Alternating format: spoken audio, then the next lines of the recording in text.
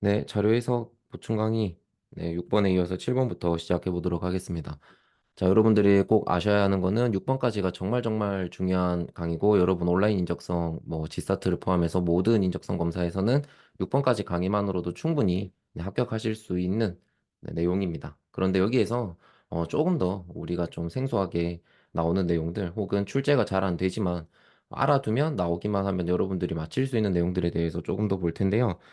자, 7번을 보시면 다음 표는 A 지역의 저수지 현황에 대한 자료이다. 이에 대한 보기의 설명 중 옳은 것만을 모두 고르면 이라고 했습니다. 그리고 표 1에 관리기관별 저수지 현황, 표 2에 저수 용량별 저수지 수, 그리고 표 3에 제방 높이별 저수지 수가 나와 있고 기업번을 보시면 관리기관이 자치단체이고 제방 높이가 10 미만인 저수지 수는 1600개 이상이다.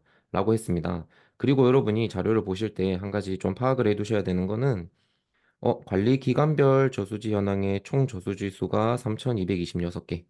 이고 저수 영향별로 나눈 것도 3,226개. 그리고 제방 높이별로 나눈 저수지도 3,226개입니다. 그러면 일단 A 지역의 저수지는 3,226개인데 요거를 관리 기관별로 저수 영향별로 제방 높이별로 나눠놓은 이제 자료 3개가 되겠죠. 자, 그러면 기업번을 해결하기에 앞서서 우리가 약간 알아두면 좋은 내용이 있습니다. 이게 최소 교집합에 관련된 내용인데요. 제가 강의 때는 여러분들 직관적인 용어를 쓰는 걸 좋아하고 정말 딱 들었을 때 아, 이렇게 풀겠구나라는 용어를 좋아하는 거 아시죠? 그래서 최소 교집합이라는 어려운 말보다 반대 몰빵이라는 용어를 좋아합니다. 네, 몰빵은 우리가 다 집어넣는 걸 말하는 거죠. 그죠? 자, 그러면 제가 밑에 간단한 예시를 써놨는데 서강대 학생 100명을 대상으로 제가 조사를 했다고 가정합시다. 그러면 성별로 나눴을 때 남자는 50명, 여자는 50명이 있고 기숙사에 사는지 기숙사에 살지 않는지로 나눠봤을 때 70명은 기숙사에 살고 30명은 기숙사에 살지 않는다라고 해봅시다. 가정을. 자, 그러면 질문이 선택지에서 이렇게 나올 수 있습니다. 남학생 중에서 20명 이상은 기숙사에 산다. 라는 질문이 있어요. 그런데 우리가 이 100명을 가지고 성별로 나누고 기숙사로 나눴기 때문에 엄밀히 말하면 요 두 가지의 자료는 다른 자료입니다. 그죠? 그렇기 때문에 이 50명 중에서, 이 남학생 50명 중에서 20명이 기숙사에 사는지, 30명이 기숙사에 사는지, 혹은 50명 모두가 기숙사에 사는지는 우리가 알 수가 없어요. 다만, 여러분들, 지금과 같은 조건이 딱 맞아떨어질 때 우리가 최소치는 알 수 있습니다.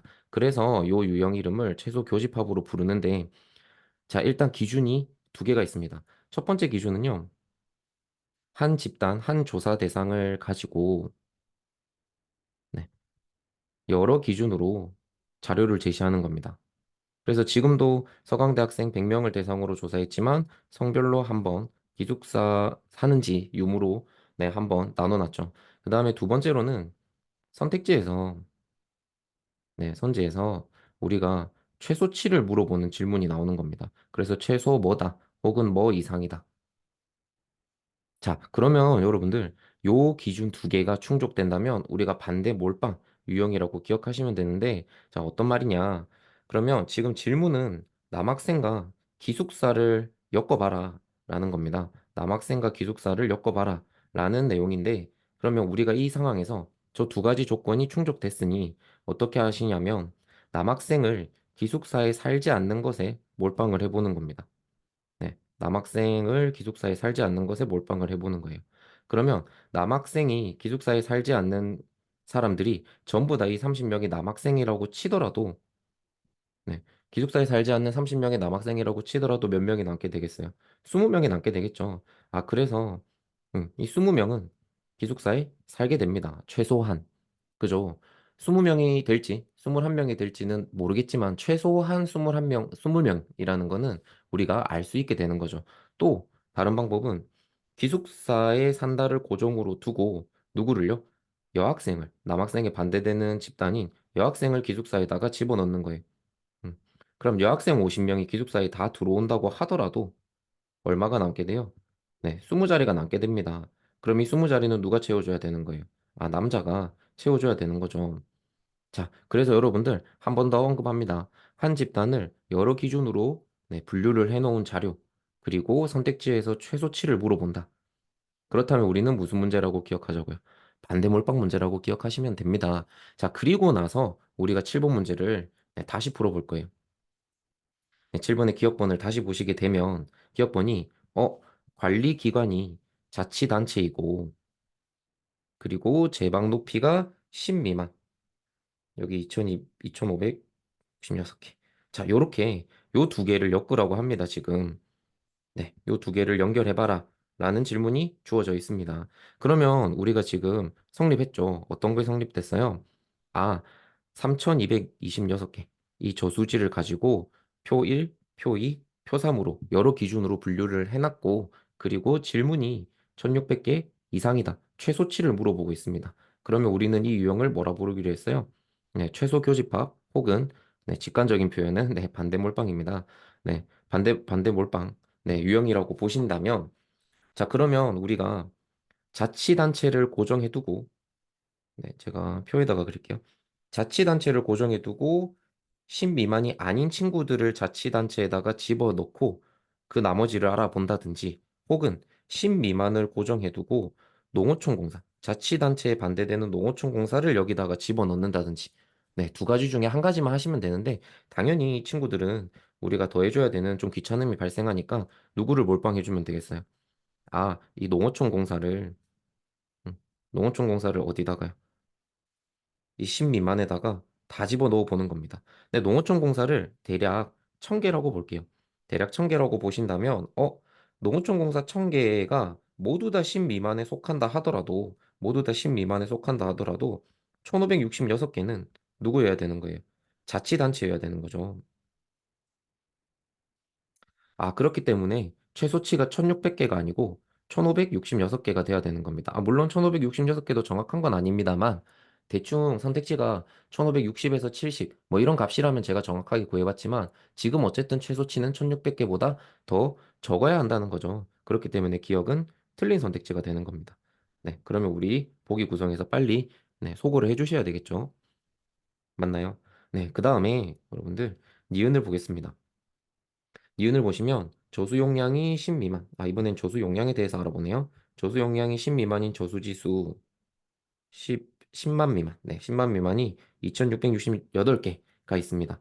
그게 전체 저수지의 80% 이상이다. 라고 했는데, 여러분들 전체가 3226개니까, 네, 이런 거는 빠르게 우리 또 암산하셔야죠. 3226개의 50%는 1613개. 네, 이렇게 되겠죠. 그리고 10%는 대략 323개라고 본다면 대략요, 그죠? 그 다음에 30%면 여기에 곱하기 4만 값이 될 겁니다.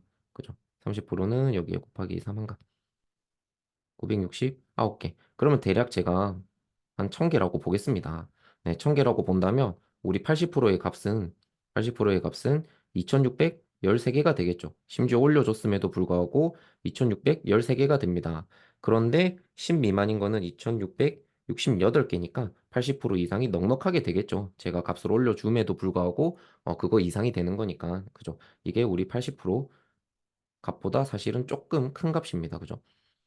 자, 그래서 니은이 맞았으니까 네, 선택지 2번을 소거해 주시면 되고 그러면 남은 건 네, 디귿은 당연히 지금 맞는 게 되는 거니까 리을만 확인해 보시면 되겠네요. 그리고 제가 이 문제를 푸는 이유가 기억번의 반대몰빵 최소 교집합을 설명하는 것과 그 다음에 리을 선택지가 질문이 많이 나와서 제가 풀어드리는 건데 그럼 리을을 보시게 되면 저수 용량이 50만 이상 100만 미만인 저수지의 저수 용량의 합은 전체 저수지의 저수 용량의 5% 이상이다라고 했습니다. 그러면 제가 다른 색깔로 좀 칠해볼게요. 네, 이 부분. 자, 리을을 보시면 저수 용량이 50만 이상 100만 미만이 100개가 있네요. 아, 자, 그러면 우리가 이런 것도 생각해 볼 수 있습니다. 50만 이상 100만 미만이라고 했기 때문에 여기에 있는 저수지의 저수 용량, 저 100개의 저수 용량은 50만일 수도 있고 51만일 수도 있고 68만일 수도 있고 99만일 수도 있고 네, 여러 가지가 있겠죠. 그래도 여기에 있는 100개는 얘네들도 마찬가지로 최소는 얼마라는 걸 알 수 있어요. 최소는 50만이 되겠죠. 그죠? 아, 그러면 여러분들 리을을 이런 식으로 이제 접근해 보면 될 것 같습니다. 아, 이 100개가 여기 100개가 있는데 이 100개의 최소는 50만입니다. 아, 그렇다면 이 100개의 총 조수 용량은 어떻게 되겠어요? 최소 5천만이 되겠죠. 최소 5천만이 되겠죠. 그죠? 그런데 질문은 뭐라고 했나요? 총 조수 용량의 5%랑 비교를 하라고 했습니다. 근데 총 조수 용량은 지금 여기 있습니다. 네, 707612, 요 숫자죠. 근데 단위가 지금 1000세제곱미터니까 여기 공이 3개가 있다면 대략 한 7억쯤 되겠네요. 그래서 총 조수 용량은 네, 약 한 7억쯤 됩니다. 7억보다 조금 크네요. 근데 7억에 5%를 물어보는 거죠. 그죠? 네, 그러면 7억에 10%는 7천이니까 5%면 3,500이겠죠. 그죠? 3,500만이 될 겁니다. 아, 총 조수 용량의 5%는 3,500만인데 우리가 조수 용량이 50만 이상인 친구들은 100개나 있으니까 이 5천만은 총 조수 용량의 5%보다 무조건 크게 되겠죠. 그래서 이상이라는 표현이 맞는 게 되는 겁니다. 그래서 답은 5번이 되겠습니다. 자, 7번 문제는 제가 다시 말씀드리지만 두 가지 선택지 때문에 풀게 됐어요. 여기 기억번이랑 그다음에 리을번입니다. 여러분 복습하실 때도 기억과 리을에 대해서 좀 중점적으로 해주시면 좋을 것 같고 특히 기억과 같은 경우에는 다시 마지막으로 정리합니다. 한 집단을 여러 기준으로 나눴을 때 그리고 선택지에서 최소치를 물어볼 때 뭐 이상이다, 최소 뭐다 물어볼 때 우리는 최소 교집합이라고 부르지만 실제 풀이는 어떻게 해요? 한 개를 고정해 두고 나머지를 반대쪽에다가 몰빵해 주는 식으로 네, 문제를 풀자고 했습니다. 기숙사를 고정하고 여학생을 몰빵한다든지 네, 이런 식으로. 그래서 이 부분은 기억해 두신다면 물론 자주 나오는 내용은 아니라고 했습니다. 그래서 자주 나오는 네, 내용은 아니지만 우리가 알아두면 바로 바로 풀 수 있다 보니까 이거 꼭 기억해 주세요. 자, 그 다음에 8번 문제입니다. 자, 여러분, 당연히 지금 이 영상을 보시고 계시는 분들은 이 문제를 한 번쯤은 풀고 오셨을 거라고 믿겠습니다. 그리고 8번 문제도 혹시 안 풀어보셨으면 잠깐 멈추시고, 네, 풀어보시고 또 재생을 해주세요. 자, 8번 문제 같은 경우에는, 자, 1번, 2021년 국제선 운항수는 7개 이상이다. 그 다음에 2021년 KP공항의 땡땡땡 3분의 1 이상이다. 3번은 전년 대비 땡땡땡. 이렇게 가는데, 제가 결말부터 말씀드리면, 우리가 옳은 것을 찾는 건데 대부분 분들, 네, 제가 지금부터 쓰는 거는 회색으로 쓰는 건 대부분의 분들입니다. 대부분의 학생분들. 네. 대부분 어떤 식으로 접근을 하시냐면 2021년 국제선 공항수는 7개 이상이다. 라고 했으니까 IC, KH, KP, AJ, CJ가 있고 국제선에 그리고 밑에 보니까 이 국제선의 코드가 TG, 그 다음에 AJ는 중복, KH 중복, KP 중복, 네. IC 중복이니까 최소가 7개가 아니고 6개 이상이 돼야 된다라고 생각하시고 1번을 틀렸다. 라고 생각하신다면 지금 듣고 계신 분들도 이렇게 푸신 분들이 많을 거예요. 코드만 보고, 공항 코드만 보고 결정을 하시는 거죠. 그래서 2번을 풀어보니 2번도 틀린 것 같아요. 3번도 풀어보니 3번도 틀린 것 같아요. 4번을 풀어보니 4번은 확실히 틀렸어요. 5번을 풀어보니 5번도 확실히 틀렸어요. 어, 그렇다면 1번은 공항 코드 6개는 맞으니까 2번부터 또 봅니다. 네. 그리고 또 보고, 또 보고, 또 보고 하다가 마지못해서 찍는 게 그나마 이 증가율이 확실히 증가율이 229%라고 해서 3번은 아닐 것 같지만 횟수가 증가했다라고 할 수는 없을 것 같지만 특히 퍼센트일 때 우리 숫자 얘기 함부로 하지 말자고 했습니다. 분명히. 네, 그런데 찍을 게 없으니까 3번을 찍고 실제로 3번의 오답률이 굉장히 높은 문항인데요. 근데 사실상 정답은 몇 번이라고요? 1번입니다. 그러면 7개 이상이 어떻게 나오냐?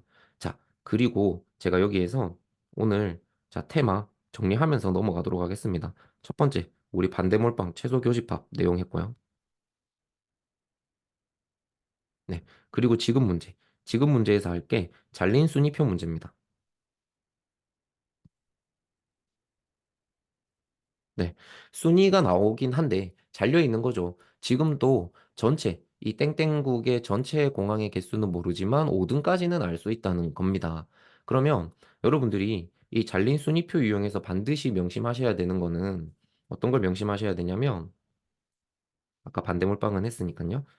자, 우리가 지금 믿을 수 있는 숫자를 찾아야 됩니다. 우리가 신뢰할 수 있는 자료를 찾아야 돼요.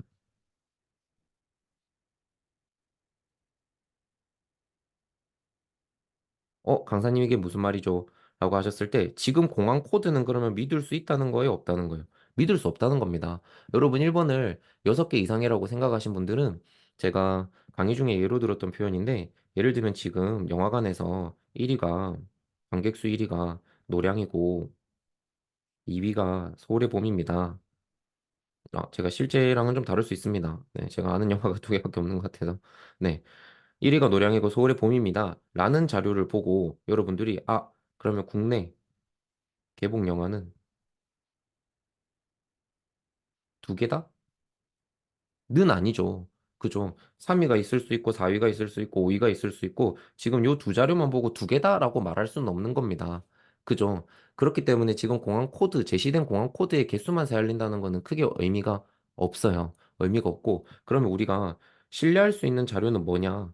여러분들 여기 증가율은 사실은 신뢰할 수 없죠. 퍼센트 자료는 우리가 숫자로서는 신뢰할 수 없습니다. 수치로서는요. 그런데 우리가 뭐가 수치가 정확하게 제시되어 있냐면 여기 운항 횟수입니다. 얘를 믿고 가는 거예요. 그래서 지금도 이 잘린 순위표, 여기 몇 번이었죠? 8번 문제 같은 경우에는 이 운항 횟수를 보시고 문제를 푸시는 거예요. 자, 그러면 제가 떻게 접근을 하셔야 되냐면, 일단은 요 계산을 위해서 반을 잘라서, 저기 천 밑으로는 잘라주도록 하겠습니다. 대충 어림셈으로 해보도록 할게요. 그럼 얘는, 네, 날려주기에는 좀 아까우니까 얘를 40 정도라고 볼게요. 두 개 더 했을 때. 지금 1위부터 5위까지 합을 구할 겁니다, 여러분들. 그러면 이렇게 하면 313이고, 그죠? 얘네들 또 날려주면 1000으로 올려주면 요거는 14라고 보시면 되죠, 그죠? 그럼 32. 그럼 여기까지 345가 되고, 그죠? 그러니까 마지막에 뭐가 되는 거예요? 마지막에 제가 한 3.5 정도라고 볼까요? 네, 3.5 정도라고 본다면, 이런 결론이 나오네요. 1위부터 5위까지의 IC부터 CJ까지의 합은 얼마가 되는 거예요? 348.5가 됩니다. 그런데 A국 전체는 353, 대략 353이라고 보겠습니다. 353이라고 보신다면, 요거 두 개의 차이가 6위부터의 공항 개수가 나오겠죠. 6위부터의 합. 맞나요? 전체다 보니까. 그렇다면, 요거 두 개의 차이가 지금 얼마인가요? 4.5. 대략 4.5 정도 납니다. 자, 그럼 여기에서 여러분들 명심하셔야 되는 거. 음, 지금 5위가 운항횟수가 몇이에요? 3.5입니다. 제가 천 밑으로는 잘라줬으니까, 그죠? 3.5입니다. 그러면 여러분들 6위부터의 합이 4.5인데, 5위가 3.5입니다. 6위가 뭐를 넘어설 수 없어요. 6위는 3.5를 넘어설 수 없습니다. 하다못해서 동점 정도는 되겠죠. 왜냐하면 10의 자리랑 1의 자리가 있으니까. 그죠? 그럼 6위가 3.5가 안 돼야 되니까. 그러면 합이 4.5가 전부 다 6위가 될 수는 없습니다. 반드시 어떤 친구가 존재해야 돼요. 네, 7위가 반드시 존재해야 됩니다. 그리고 7위보다 더 많이 존재할 수도 있겠지만 최소는 몇 개까지 있어야 된다. 6위가 3.5라면 7위가 1.0 정도 돼야 되니까 그러면 공항이 최소한 7개는 있어야 된다. 그래서 국제선 운항공항 수는 최소 7개 이상이다가 맞는 선택지가 되는 겁니다. 음, 다른 선택지는 제가 좀 무난하다 생각해서 여러분들에게 맡기도록 하겠습니다. 그래서 1번 같은 선택지, 이 잘린 순위표에서는 우리 어떻게 하자고요? 신뢰할 수 있는 자료를 찾자. 두 번째, 음, 순위의 마지막 자료를 그 다음 순위가 넘어설 수 없다. 지금과 같은 문제에서는 네, 5위까지 제시가 돼 있으면 6위가 이 5등을 넘어설 수 없습니다. 하다못해도 동점 정도는 될 겁니다. 그죠? 그래서 요거를 이용한 문제들이 그래도 덜어 등장을 하니까 여러분들이 순위가 잘려 있습니다라는 제시, 순위가 잘려 있다라는 자료를 만나게 된다면 요 두 가지를 반드시 기억해 주신다면 좋겠습니다. 자, 그 다음에 여기에서 바로 써버릴까요? 자, 오늘 제가 음, 빈출은 아니지만 네. 자주 출제되지는 않지만 알아두면 좋은 세 가지 팁을 좀 드린다고 말씀을 드렸는데 세 번째는 제가 강의 중에 계속 언급드렸던 게 음, 가중평균에 대해서 제가 계속 말씀을 드렸어요. 근데 어떤 자료, 좀 특정 자료들은 가중평균을 꼭 이용해야만 하는 자료들도 나오기도 합니다. 근데 우리 시험에는 거의 나오지는 않고요, 사실은. 우리 시험에는 제가 말씀드렸지만 6번까지 배운 내용 그죠. 연산, 분수 비교, 그다음에 뭐 빨리 푸는 그런 여러 가지 제가 드린 팁들, 이런 것들만 아셔도 충분히 합격하고도 남지만, 그래도 특별하게 가끔 가다가 여러분들 어떤 경우에는 특히 지금 듣고 계신 분들이 공기업을 준비하시거나 공공기관을 준비하시거나 혹은 금융기관을 준비한다, 은행권을 준비한다 하시는 분들은 요 가중평균만으로 풀 수밖에 없는 가중평균으로 풀 수밖에 없는 문제가 가끔씩 나오긴 합니다. 그래서 그분들을 위해서 제가 잠깐 예시 문제를 강의 중에 보여드렸어요. 근데 요거는 여러분 교환이 있는 것이 아니고 제가 아마 PPT 화면으로만 딱 띄워서 보여드렸기 때문에 지금 혹시 본 강의를 안 듣고 여기 영상으로 보충을 받으시는 분들은 잠깐 멈추시고 요 문제에 대해서 고민해 보세요. 네, 보신다면 질문이 뭐예요? 2013년 남자 대학 졸업생 수가 13,600명이었다면 여자 대학 졸업생 수는 몇 명인가? 라고 해두고 어떤 자료만 줬냐면요. 졸업생 취업률만 줬습니다. 그러면 남자의 취업률은 86.8%고 지금 2013년이니까 2013년만 보도록 할게요. 그럼 남자는 86.8이고 여자는 74.4인데 전체는 81점입니다. 음. 그러면 지금 여학생 숫자를 가지고 여학생 숫자를 X로 두고 어떻게 저떻게 계산을 하셔도 되지만 사실은 이럴 때는 가중평균을 이용하는 게 훨씬 더 편할 때가 있습니다. 제가 그 부분에 대해서 약간 설명을 드리도록 할게요. 네, 여기 조금 이 부분은 가려도 되겠죠? 그죠? 이 부분은 가리고 우리가 2013년 자료만 있으면 되니까요. 네. 어떻게 보면 가중평균의 개념은 여러분들 간단합니다. 어떤 게 간단하냐면 펜이 너무 골래요.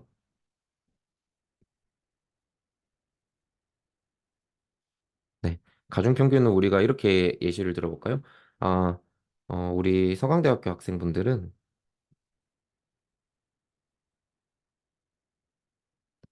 서강대 학생분들은 지사트, 네. 우리 지사트라고 할까요? 지사트 평균이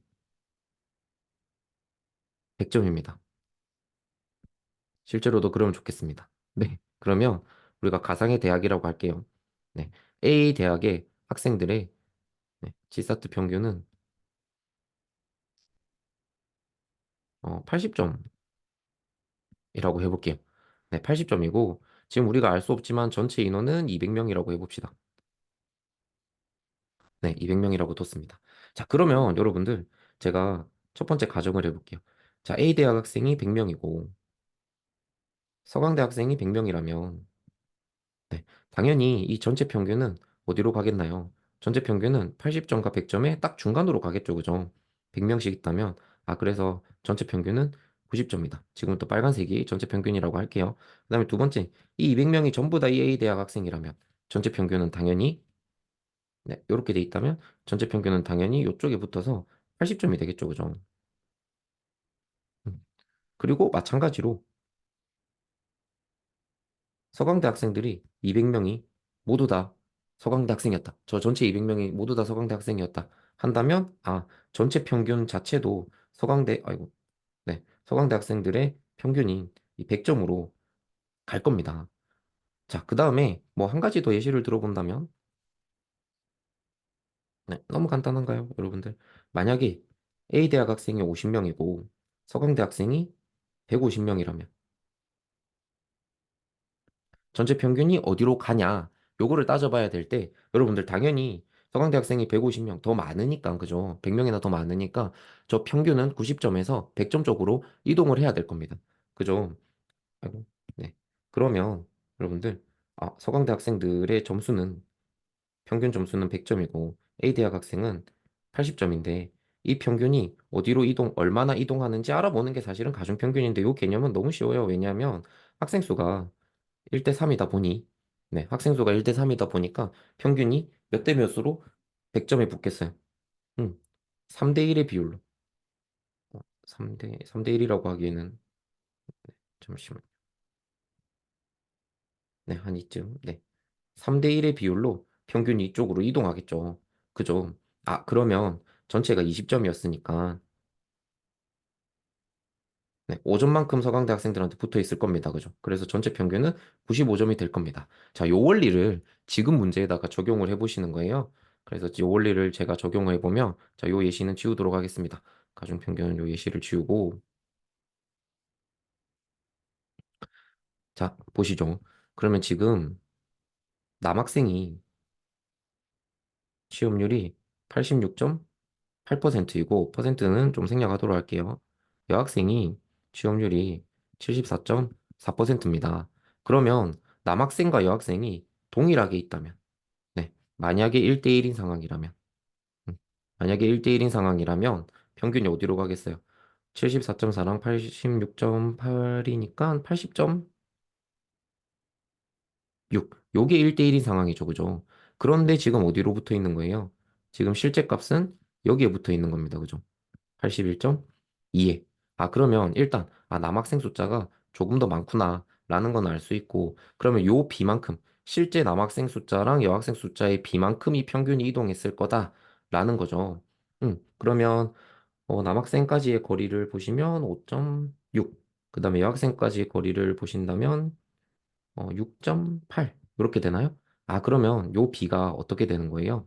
요 비가 몇 대 몇이에요? 4로 나눠주시면 되겠네요.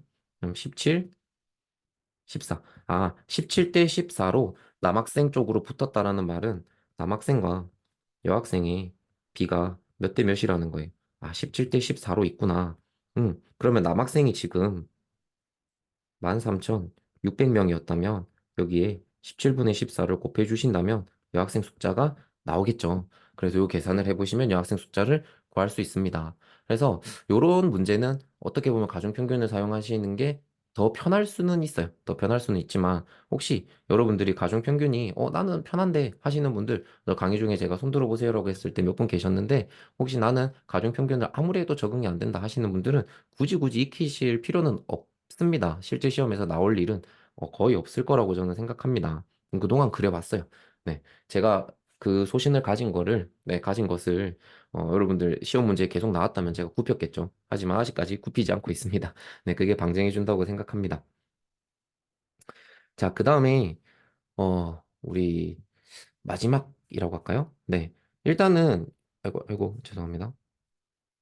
네. 일단은 여러분들, 요 내용들은 우리 시험에 자주 나오진 않지만 알아두면 좋습니다. 라는 내용이고, 그다음에 지금 여기서부터는 요 유형은 자주 나오는 유형입니다.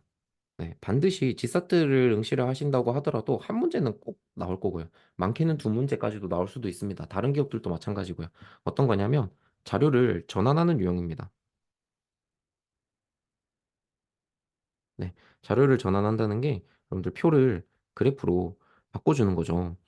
그랬을 때 맞냐 틀렸나? 라고 물어보는 겁니다. 혹은 정말 가끔 가다가 그래프를 표로 바꾸는 유형도 등장하기도 합니다. 그래서 여러분들 그것도 좀 알아주시면 좋을 것 같고, 그리고 혹시나 NCS 같은 시험을 치시는 분들, 네, 혹은 뭐 포스코 같은 기업은 NCS랑 좀 닮아 있다 보니까 NCS에서는 뭐까지 나오냐면 어떤 독해 자료를 줍니다. 뭐 보고서 같은 거, 혹은 신문 기사 같은 걸 줍니다. 아, 그러면 이 기사가 쓰일 때, 기사를 쓸 때 참고한 자료가 아닌 것은, 음, 참고한 자료가 맞는 것은, 이런 것들을 찾는 문제도 나옵니다. 이거 같은 경우에 피셋에서는 무조건 나오지만, 우리 시험, NCS도 그렇고, 우리 인적성 검사에서도 그렇게 자주 나오지는 않는다는 거 알아두시면 좋을 것 같고, 푸는 방법은 똑같습니다. 그 전에 여러분들이, 너무 지극히 상식적인 내용이지만, 어, 잠시만요. 아, 네. 네, 지극히 상식적인 내용이지만 우리가 그래프의 종류, 우리 시험에 나오는 그래프의 종류 한번 체크해 보도록 하겠습니다. 자, 첫 번째 자주 나오는 그래프, 네, 3대장입니다. 막대 그래프가 있고요. 그 다음에 꺾은 선 그래프, 선 그래프가 있고요. 그 다음에 원 그래프가 있습니다. 자, 그리고 요것 못지않게 자주 나오는 것들, 네, 위에가 그래프 3대장. 맨날 고르라고 한다면 선택지에 요거 3개 위주로 이루어져 있을 겁니다. 그리고 따로따로 시험 문제 자주 나오는 게 이제 점 그래프 같은 것들. 음. 그 위에 기타 그래프들도 있습니다. 뭐 방사형 그래프라든지 뭐 여러 가지가 있을 수 있는데 우리 시험에는 요 정도만 알아두시면 좋겠고 물론 훨씬 더 어려운 뭐 시험 같은 경우에는 누적 그래프 같은 것들도 자주 나오지만 우리 시험에 등장한 적이 없다고는 말씀 못 드리겠지만 딱 보실 때 위의 내용들만 잘 파악하셔도 충분히 풀 수 있는 정도의 수준으로만 나오니까 알아두시면 좋을 것 같고요. 자, 그러면 이 친구들의 용도, 이 친구들을 사용했을 때 편리한 점을 보신다면 이게 곧 이 문제의 풀이가 되거든요. 음. 자, 그러면 막대 그래프의 용도, 막대 그래프를 썼을 때 용이한 점 뭔가요? 대소비교죠, 그죠? 우리가 막대를 보면서 바로 누가 크네, 누가 크네라는 거를 바로 비교할 수 있습니다. 그 다음에 선그래프, 꺾은 선그래프 같은 경우에는요. 우리 추세라든지 네, 추이라든지 경향이라든지 뭐 다 같은 말이지만 그죠? 네, 얘네들을 알아보기 용이합니다. 그리고 원그래프는요. 당연히 구성비, 네, 비중, 비율 네, 알아보기 용이합니다. 정그래프의 장점은 네, X좌표랑 Y좌표의 동시적인 변화를 볼 수 있다는 거. 딱 요 정도로 딱 정리되겠네요. 그럼 얘네들이 곧 네, 제가 풀이가 된다고 말씀드렸죠. 그러면 얘는 대소 비교를 해야 되기 때문에 문제 유형이 혹은 문제에서 여러분들이 확인하셔야 될 게 표의 값과 일치하는지 원 자료, 원 자료의 값과 왜냐하면 그래프를 표로 바꿀 수도 있으니까요. 네, 원 자료의 값과 일치하냐를 물어보는 문제도 나옵니다. 그럼 얘는 그냥 숫자가 일치하는지만 왔다 갔다 하시면서 비교하시면 되는 거고, 네, 두 번째는 어떤 값을 구해서 이 값이 일치하는지 물어보는 경우도 있습니다. 당연히 뭐가 더 귀찮겠어요, 여러분들? 얘가 더 귀찮겠죠. 그리고 쉬운 문제는 여러분들을 곤란하게 만들고 싶으면 요 문제의 비중을 더 늘릴 겁니다. 얘 같은 경우에 너무 간단하니까요. 그죠? 그냥 단순히 일치하는 것만 보는 건 너무 간단하니까. 자, 그 다음에 꺾은선 그래프가 선택지에 있다. 그럼 여러분들이 풀이를 어떻게 하셔야 된다고요? 처음에 당연히 추세를 먼저 파악합니다. 추세 같은 경우 파악한다는 게 원 자료에서 증가, 감소, 증가 이런 식으로 갔으면 이 선택지에 있는 꺾은 선 그래프도 선 그래프도 증가, 감소, 증가의 형태로 갔냐 요거를 먼저 체크하시는 거예요. 그러면 1차적으로 체크를 하시면 여기에서 끝나면 얘도 쉬운 문제인데 문제는 우리가 선 그래프라고 해도 값을 모르는 건 아니죠. 그래서 그 값을 정확하게 구해봐야 될 때가 있기는 합니다. 음. 그리고 원그래프 같은 경우에는 당연히 우리가 구성비를 알아보는 거기 때문에 구성비는 여러분들 뭐예요? 구성비는 전체에서 예를 들면 제가 ABC라고 나타내겠습니다. A가 차지하는 비중, 전체에서 B가 차지하는 비중, 전체에서 C가 차지하는 비중. 네. 이렇게 나타내겠죠. 그리고 제가 지금부터 여러분들 원그래프에 대한 팁을 좀 드리도록 하겠습니다. 이 구성비가 제시가 될 때 원그래프가 아마 이렇게 제시될 거예요. 네. 이렇게 제시돼서 원그래프는 12시 기준으로 시작하죠. 그죠? 12시 기준으로 시작하는데 A 같은 경우 예를 들면 뭐 그래프 크기가 일치하진 않지만 제가 10%라고 하겠습니다. 음. 그리고 B 같은 경우에는 20%라고 하겠습니다. 그 다음에 C 같은 경우에는 뭐 24%라고 해볼게요. 그러면 얘가 20%고 얘가 아, 잘못 썼네요. 죄송합니다. 음. A가 차지하는 비중이 10%고 B가 차지하는 비중이 20%고 C가 차지하는 비중이 24%라고 합시다. 자, 그러면 여러분 여기에서 정말 정말 중요한 약간 풀이 팁이 탄생하는데요. 만약에 문제에서 이 전체를 방구해 놓은 경우가 있습니다. 근데 여기에는 C도 있고, D도 있고, E도 있고, F도 있고, 이렇게 갈 거잖아요. 그럼 여러분이 전체를 구하실 때 실질적으로는 A부터 E까지를 다 더해 주셔야지 전체가 나오는 거잖아요. 그죠? 근데 이 개수가 많아지면 많아질수록 이 전체 값을 구하는 게 귀찮아집니다. 그죠? 굉장히 귀찮아집니다. 짜증나고요. 그죠? 숫자도 예쁘지도 않은 것들을 계속 구하라고 더하라고 합니다. 그럴 때 쓸 수 있는 방법이 한 개 있습니다.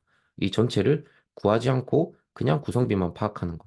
자, 지금 보시면 A와 B가 구성비가 10%고 20%인데 얘가 몇 배 차이 나는 거예요?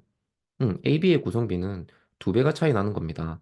그런데 여러분 잘 생각해 보시면 A부터 뭐 F까지 있다라고 할까요? 여기 E라고 써버렸네. A부터 F까지의 합이 전체인데 이 전체는 세 가지 다 동일하겠죠. 그러면 저 10%랑 20%의 차이는 누구의 차이였던 거예요? 이 A와 B의 차이였던 겁니다. 그죠? 너무 간단한 논리죠. 그러면 전체 구성비가 두 배 차이 난다라는 말은 이 A 값과 B 값 자체가 몇 배 차이 나는 거예요? 요게 두 배 차이 나는 거죠. 요 원리를 적용을 하시면 굉장히 간단하게 문제를 풀 수가 있을 겁니다. 그 다음에 BC 같은 경우에도 마찬가지예요, 여러분들. BC 같은 경우에도 마찬가지인데, 한번 보시면은 B와 C는 네, 이게 배수 관계가 아니니까 몇 퍼센트 차이 나는 거예요. C가 B보다 4%포인트 많지만 4%포인트 많지만 얘를 보시는 게 아니고 증가량을 보시는 겁니다. 아, 증가율요. 음. 증가율을 보신다면 20에서 24가 됐으니 몇 퍼센트 증가? 20%가 증가했다. 라고 말할 수 있는 거죠. 그죠? 20% 기준에 2%가 10%니까. 그죠? 그럼 20%가 증가했다라고 한다면, 그렇다면 B와 C는 몇 퍼센트 차이 난다고요? B와 C가 20% 차이 나니까 이 비중, 구성비 자체가 20% 차이 나게 되는 겁니다. 그래서 우리는 분자의 값만 보고 원그래프가 옳은지 틀렸는지 옳지 않은지 네, 찾는 겁니다. 자, 그러면 적용을 해보시면 제가 이 문제도 문제를 풀진 않았고 원그래프만 봤었거든요. 자, 지금 보시면 2017년 매출액 기준 커피 전문점 브랜드별 점유율입니다. 그럼 매출액 기준 2017년을 봐야 되는데 지금은 여러분들 이 전체가 있죠. 이 전체가 있으니까 그거에 따라서 A, B, C, D, E, F의 퍼센트를 우리가 퍼센트 쪼개기를 통해서 빨리빨리 판단하시면 됩니다. 됩니다만 제가 지금 드린 팁은 어떨 때 쓰는 거예요? 요게 없을 때. 음. 요게 없다면 여러분들 요 숫자들을 싹 다 더해서 또 퍼센트 쪼개기로 또 알아봐야 되잖아요. 그죠? 요 값을 구한 다음에 그럴 때 쓰는 방법이라고 생각하시면 됩니다. 그러면 우리가 대략적으로 보신다면 최대한 간단한 숫자를 찾으세요. 숫자가 좀 지저분한 예시를 들고 오긴 했는데 요거 두 개를 보신다면 E는 D에 두 배 정도 됩니다. 맞나요? E는 뒤에 두 배보다 찔끔 크겠네요. 왜냐하면 뒤에 두 배라면 16.66일 테니까 정말 찔끔 크겠네요. 그죠? 그럼 여기에서 값만 보시는 거죠.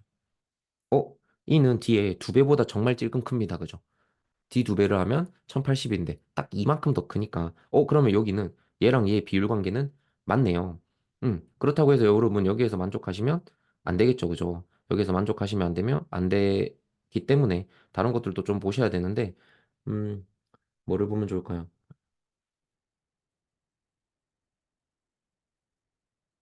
저 같은 경우엔 또 F 지금 수업대랑 다르게 제가 볼 때마다 좀 다른데, 네. F랑 C의 관계를 보신다면, 음, F랑 C의 관계를 보신다면, 뭐 대략 7배 정도 될까요? 7, 8, 5, 16이니까. 네. 대략 한 7배. 대략 7배. F에서 C는 대략 7배다. 아, 그러면 F에서 C가 대략 7배 되는지 또 체크해 보시는 거죠. 대략 한 7배 되겠는데요? 맞나요? 대략 한 7배 되네요. 아, 그러면 얘는 맞다라고 보시면 되고, 조금 더 찝찝하시면 AB의 관계도 보시는 거죠. 그러면 A는 B의 두 배보다 조금 더 많이 큽니다. 그죠? 두 배보다 좀 더 많이 큽니다. 왜냐면 얘 두 배 하면은 해봐야 뭐 31 정도밖에 안 되니까. 그죠? 그러면, 두 배보다 많이 크네요. 조금 더 정확하게 구하시려면 조금 더 들어가시면 되는데, 대략적인 값들만 보셔도 요 배수 관계만 보시고, 배수나, 네, 혹은 증가율. 음, 요것만 체크하시고 요 정도 체크하셨으면 거의 뭐 맞다. 요거는 맞는 선택지다. 라고 보시면 됩니다. 뭐 틀린 거 찾는 거였나요? 네. 어차피 문제는 네, 풀진 않으니까 이 선택지는 옳은 거다. 라고 체크하시는 거. 그래서 원그래프 같은 경우에는 여러분들 다른 문제집이나 혹은 다른 모의고사에서 요 부분을 꼭 한번 연습해 보시면 원그래프는 딱 보자마자 어, 7배? 7배. 두 배? 두 배. 어, 두 배보다 많이 큼? 두 배보다 많이 큼? 딱 요렇게 딱딱딱 하시고 넘어가셔도 충분히 뭐 옳고 그름은 빨리 판단하실 수 있을 겁니다. 이게 제가 드릴 수 있는 팁이었습니다. 자, 그 다음에 마지막으로 네, 여러분 오늘의 마지막입니다. 점그래프 나올 때. 그럼 점그래프는 장점이 뭐였어요? 점그래프는 장점이 이 두 가지의 변화를 한 번에 볼 수 있다 였습니다. 그러면 여러분들 정그래프를 보시면 지금 그림 1번 가지고 보시면 지역별 산불 발생 건수와 피해액이 있다면 요 점은 X 좌표는 건수가 될 거고요. 그죠? 건수가 될 거고 Y 좌표는 피해액이 될 겁니다. 맞나요? 그러면 여러분들 일단 제가 선택지 하나만 아마 강의 중에 풀어드렸던 것 같은데 니은번입니다. 음, 니은번을 보시면 지금 뭘 물어봤냐면요. 산불 발생 건당 피해 제적이라는 걸 물어봤습니다. 그럼 여러분 우리 A 대비 B, A 당 B, A 중 B, A에 대한 B, B는 A 대비. 네, 이제 뭐 귀에 못이 박히도록 제가 계속 강의 중에 자료 해석할 때마다 말씀드렸던 그 내용입니다. 그러면 산불 발생 건수분의 P의 제적. 자, 얘를 구하라고 했는데 얘가 누가 크고 누가 작은지 구하라고 했습니다. 그러면 지금 잘 보시면 얘는 그림 2번은 X좌표가 건수예요. Y좌표가 제적입니다. 네, P의 단어는 뺐습니다. 제적입니다. 아, 그러면 건수분의 제적을 구하라고 한다면 여러분들 잘 생각해 보세요. X좌표분의 Y좌표를 말하는 거잖아요. X좌표분의 Y좌표. X분의 Y라고 쓰겠습니다. 얘의 정체가 뭐인 거예요? 음, 얘를 또 여러분들 여기 이거분의 이거 네. 그래 여기 대충 한 160 되니까 160분의 100. 이런 거 하시지 마시고 네, 이렇게 보시라는 겁니다. 그럼 x분의 y, x좌표분의 y좌표. 이렇게 하면 얘는 원점과의 기울기가 되는 거죠.